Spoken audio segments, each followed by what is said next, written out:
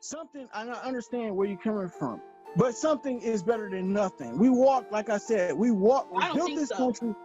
Hold on, let me finish. I'll let you talk. Let me talk. We built this country from the bottom up. This country was nothing. It was nothing. It didn't have any industries. From the south to the north, most of the textile, most of the cotton gin, most of the tobacco, the indigo, the rice, all of that shit was shipped up north.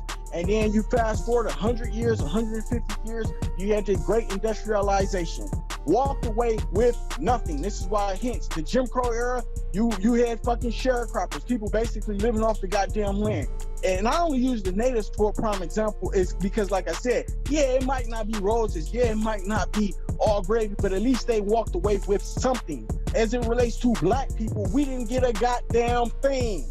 That's the point that I'm trying to make here. So regardless of how, much corruption that they might have internally, tribal differences, the fact that the government makes them pay taxes on the land, this government got more goddamn blood on its hands, and it's not even 500 years old than any goddamn civilization throughout the fucking history of the world. But what I'm saying is that I could see us at least getting something. At least I'm not even saying it gotta be anything tangible. At least put something on the fucking books would say, hey, well, we ain't giving you no goddamn money, because if they wanted to give us any money, land, resources, or any type of industry in which we can control, that would have happened years ago. But at least give us something on the books and say, hey, these people are a protected class. We at least owe them that. I ain't saying that it gotta be protection that's regulated in regards to how they regulate Native American affairs, because you're right, they still do regulate a lot of affairs that happen on Indian reservation lands and things of that nature. But they walked up. I'm talking about in particular, and I know every little small tribe might not get a piece of the pie, but if you look at the grand scheme of things, that's why hence they had the 5 civilized tribes. Those tribes still do control a lot of politicians. They have a lot of politicians in their pocket, and it seems as if they get a lot of shit done, because in 2010, Obama gave them a whole bunch of radio stations, gave them a whole bunch of television channels, gave them a whole bunch of that FCC money, he had Congress appropriate over $20 billion. So where did that money go? Yeah, it might not trickle down to, the average Native American walking around, but at least they have the opportunity to go into a goddamn casino, and then it's mandatory that they get hired first. But yeah, I'm arguing that I don't agree with that. Let me finish.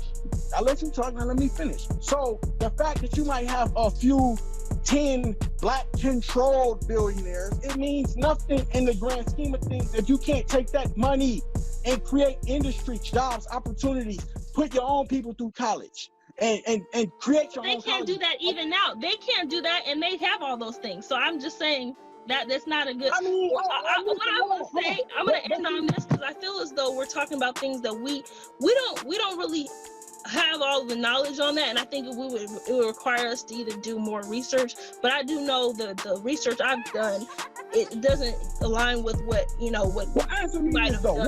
But my thing is, I just think that we're talking about things that we don't fully know all the different things behind.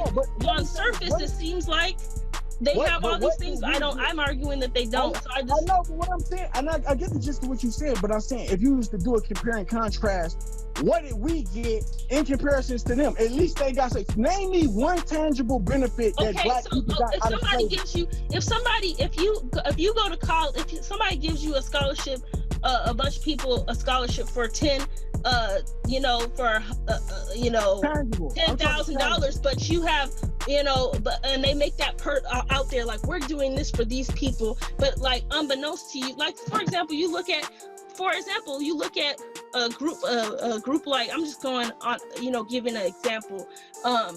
For example, people that identify as Asian, most people didn't realize till recently that a lot of them low-key get a lot of these scholarships that are designated for people of color and black people.